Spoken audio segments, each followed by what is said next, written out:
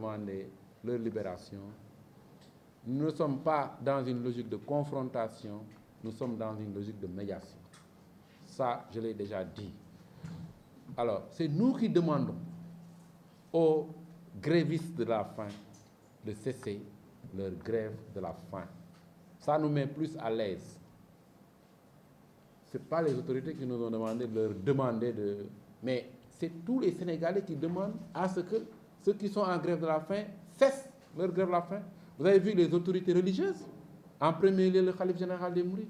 Vous avez vu d'autres autorités demander, même les acteurs politiques. Personne ne doit encourager la grève de la faim.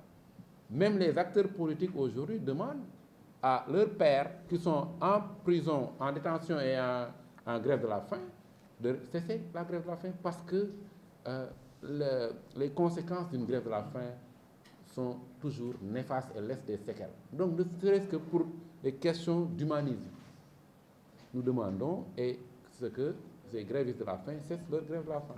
Mais on n'a reçu aucune injonction et ce n'est pas une condition pour continuer nos démarches. Ça, c'est clair, c'est juste pour cette raison-là. Mais en cessant la grève de la faim, cela facilite nos démarches parce que les autorités peuvent percevoir la grève de la faim comme étant une pression, comme étant un moyen de chantage.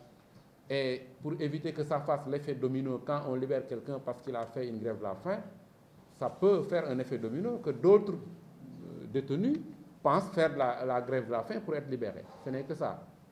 Et donc, notre démarche veut rester républicaine, rester dans le respect et les principes de l'état de droit. C'est pourquoi on demande à ce que les détenus en grève de la faim cessent leur grève de la faim.